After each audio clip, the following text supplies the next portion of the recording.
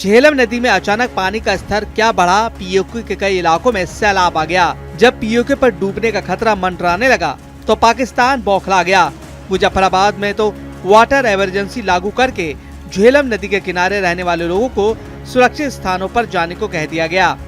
जब झेलम का कहर बर्दाश्त नहीं कर पा रहा है, पाकिस्तान को पीओके से पंजाब तक टेंशन ही टेंशन है।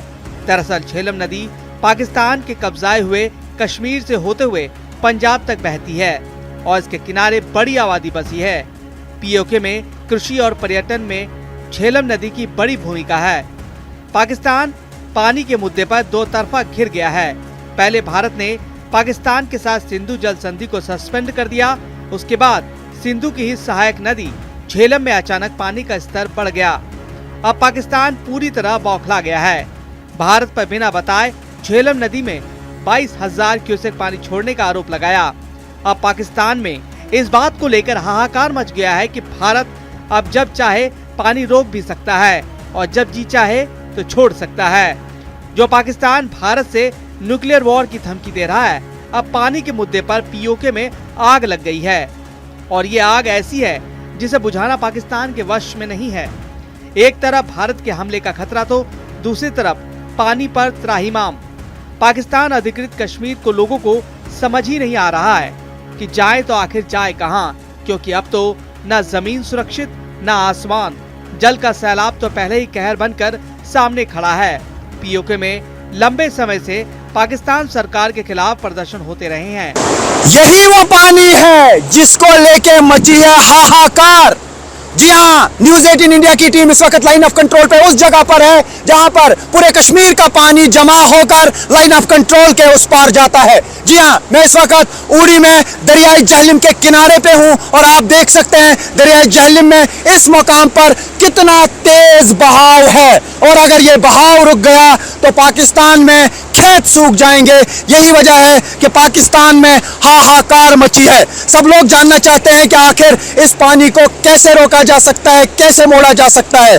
अभी हालांकि बहुत मुश्किल है इस पानी को पूरी तरह से डाइवर्ट करना या इसको रोकना, लेकिन इस पानी का इस्तेमाल जगह जगह पे किया जा सकता है। पावर प्रोजेक्ट्स बनाने के लिए, डैम बनाकर उसमें पानी जमा करने के लिए, क्योंकि इंडस वाटर ट्रीटी के तहत जम्मू कश्मीर में सिर्फ वहां पर ही पावर प्रोजेक्ट बनाए जा सकते थे जहां पर वो रन ऑफ द रिवर बन सकते हैं। यानी आप उस माहिदे के तहत ना ही पानी को रोक सकते थे, ना ही डाइवर्ट कर सकते, ना ही बड़े डैम बना सकते थे। लेकिन अब चूंकि उसको सस्पेंड करने का ऐलान किया गया है तो अब कश्मीर में अपनी मर्जी से एडमिनिस्ट्रेशन कहीं पर भी पानी को मोड़ सकती है, डैम बना सकती है, रोक सकती है और बाद में इस्तेमाल कर सकती है। पीओके की हालत बेहद खराब है। यहाँ विकास नहीं हुआ है। यहाँ पाकिस्तान का कंट्रोल होने के बावजूद इसे पिछड़ा रहने दिया गया है। पिछड़ेपन और हाशिए पर धकेले जाने के कारणों से यहाँ पाकिस्तान के खिलाफ गुस्सा रहता है। यहाँ के लोगों का आरोप है कि उनके साथ सौतेला व्यवहार किया जाता है। अब पाकिस्तान ने पहलगाम में आतंकी हमला करके इनकी जिंदगी और मुश्किल में डाल दी है। ऐसे में संभव है कि पीओके के लोग पाकिस्तान सरकार और सेना के खिलाफ कहीं बगावत न कर दें और यह होना असंभव भी नहीं है। जब जब पीओके में संकट आता है वहाँ के लोग भारत की तरफ देखते हैं। पाकिस्तान पीओके की धरती और लोगों को भी भारत के खिलाफ आतंकवाद के तौर पर इस्तेमाल करता है।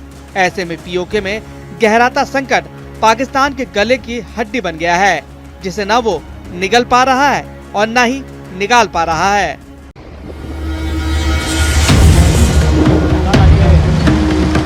एक नदी का पानी रोका, दूसरे नदी में पानी छोड़ा, इसे कहते हैं डबल अटैक। पानी बिन मरेगा ही, पानी में बहेगा भी। पाकिस्तान पर पानी का डबल अटैक। पाकिस्तान में पानी की आस में सूख रहे थे आंसू। सारा मुल्क थर हो जाएगा। अभी पानी का मसला है, सारा पानी का ही। पानी सवा तो कुछ ही नहीं है। अचानक झेलम में आई बाढ़, पीओके में मचा हड़कंप। कहीं सूखे से तिल कर तड़पने को मजबूर है पाकिस्तानी, तो अब कहीं पानी इतना आ चुका है कि पाकिस्तान डूबने को तैयार है। अब सोशल मीडिया पर लोग सवाल कर रहे हैं कि पानी रोकने की बात हुई थी, ये पानी छोड़ कैसे दिया।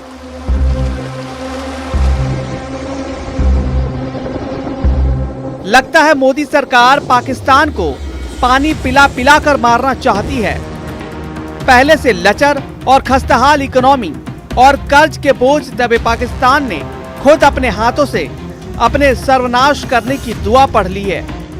कभी भारत का हिस्सा रहा यह देश आखिरी अंजाम की ओर बढ़ रहा है।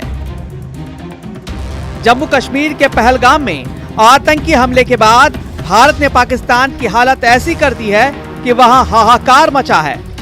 पहले पानी रोकने की बात थी, अब तो वहां बाढ़ ने तबाही मचा दी है।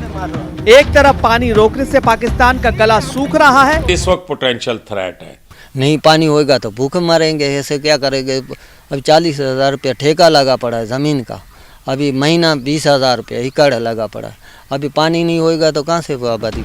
बताया जा रहा है कि पीओके में पानी इतना आ चुका है कि वहां सब कुछ डूब चुका है, जिसके बाद वहां से लोगों को गांव खाली करके भागना पड़ा। वायरल वीडियो में दिखाया गया है कि नदी उफान पर है और आसपास के घर डूबे हुए हैं। पाकिस्तानी मीडिया चीख पुकार मचा रही है कि भारत ने अचानक झेलम नदी में पानी छोड़ दिया। भारत द्वारा पीओके में झेलम का पानी भरने के बाद पाकिस्तान ने मुजफ्फराबाद में आपातकाल घोषित कर दिया है। पाकिस्तानी पानी में डूबे हैं और रो रहे हैं कि भारत ने पाकिस्तानी अधिकारियों को खबर दिए बिना अचानक झेलम नदी में पानी छोड़ दिया। पाकिस्तानी मीडिया की रिपोर्ट के मुताबिक पानी छोड़ने की वजह से मुजफ्फराबाद के पास जल स्तर में तेज बढ़ोतरी दर्ज की गई। प्रशासन ने इसके जवाब में हिट्टनवाला में जल आपातकाल लगा दिए हैं। मस्जिदों में ऐलान करते हुए स्थानीय लोगों को चेतावनी भी दी। ना ही अपने बाल मवेशी को दरिया चिनाब के किनारे। पानी उत्तर कश्मीर के बारामूला जिले से घुसा और पाकिस्तान के कब्जे वाले कश्मीर के चौखट्टी इलाके से होकर गुजरा। दूसरी तरफ सिंधु जल समझौता रद्द होने के बाद से पाकिस्तान भले ही गीदड़ भपटी देने लगा हो, लेकिन वहां की जनता पानी खत्म होने के खौफ से कांप रही है। नदी का जलस्तर पहले से कम हो गया है और फसलें सूखने लगी हैं। किसानों का कहना है कि अगर भारत ने पानी नहीं छोड़ा तो यह पूरा इलाका रेगिस्तान में बदल जाएगा। भारत ने पहलगाम आतंकी हमले के बाद सिंधु जल समझौता निलंबित करके पाकिस्तान के खिलाफ कड़ा कदम उठाया है। इस कदम के जरिए भारत ने सीधे पाकिस्तान की अर्थव्यवस्था पर चोट की है। पाकिस्तान का पानी रोकने का असर सिर्फ खेतों पर नहीं पड़ेगा, बल्कि पानी की कमी से बिजली उत्पादन भी प्रभावित होगा और अर्थव्यवस्था को तगड़ा झटका लगेगा। पाकिस्तान में भूगर्भ जल का स्तर पहले से ही बहुत नीचे जा चुका है। ऐसे में सिंधु और उसकी सहायक नदियों का पानी ही पाकिस्तान को सूखे और अकाल से बचाता है। अगर उसे ये पानी नहीं मिलता है तो उसकी अर्थव्यवस्था तबाह हो जाएगी। मैं इस वक्त कश्मीर में उस जगह पर हूं जहां पर पूरे कश्मीर का पानी जमा होने के बाद पानी लाइन ऑफ कंट्रोल के उस पार पाकिस्तान जाता है। जी हां, मैं इस वक्त उड़ी में लाइन ऑफ कंट्रोल के करीब दरियाई जहलम के किनारे पे हूं, जहां से दरियाई जहलम का पानी उस पार चला जाता है।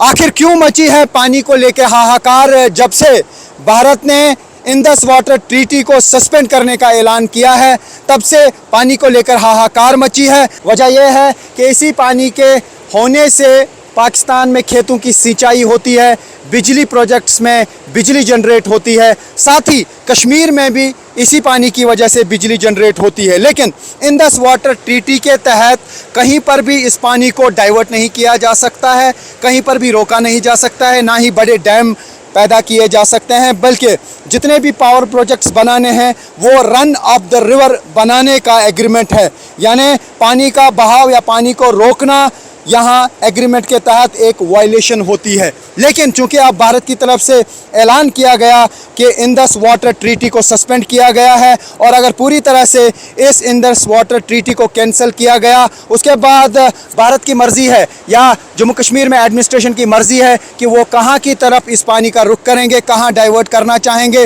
ये जो आप एरिया देख रहे हैं ये सारा लाइन ऑफ कंट्रोल का एरिया है, और ये जो आप माउंटेन देखते हैं यहाँ पे पाकिस्तानी आर्मी के पोस्ट हैं और इस वाली लाइन पर इंडियन आर्मी के पोस्ट हैं। यानी eyeball to eyeball contact है दोनों आर्मीज़ के दरमियान, और इसी बीच बहता है दरियाई जहलम का पानी, जिसको लेकर एक बड़ा बवाल शुरू हुआ है दोनों मुल्कों के दरमियान, क्योंकि इंडस वाटर ट्रीटी को सस्पेंड करने का ऐलान भारत सरकार की तरफ से किया गया है।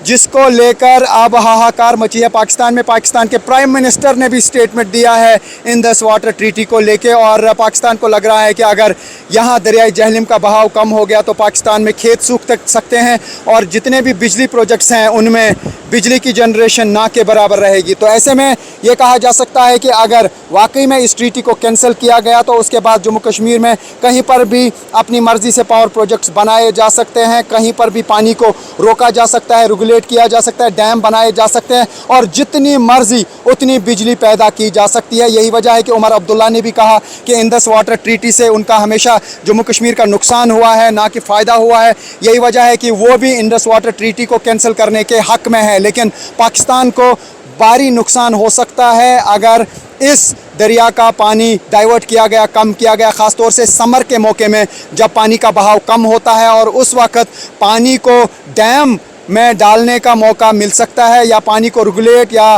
कंट्रोल करने का मौका मिल सकता है। लेकिन एक और ख़तरा पाकिस्तान को लग रहा है कि अगर यहाँ पे डैम बनाए गए, पानी को रोका गया, जब बारिशों का सिलसिला जारी रहेगा तब एकदम से यहाँ की तरफ से पानी रिलीज़ किया जाएगा, जिसकी वजह से उस पार लाइन ऑफ कंट्रोल के उस पार बाढ़ आ सकती है। तो ऐसे में सवाल है कि क्या वाकई ये पानी का बहाव आने वाले दिनों में रुकेगा?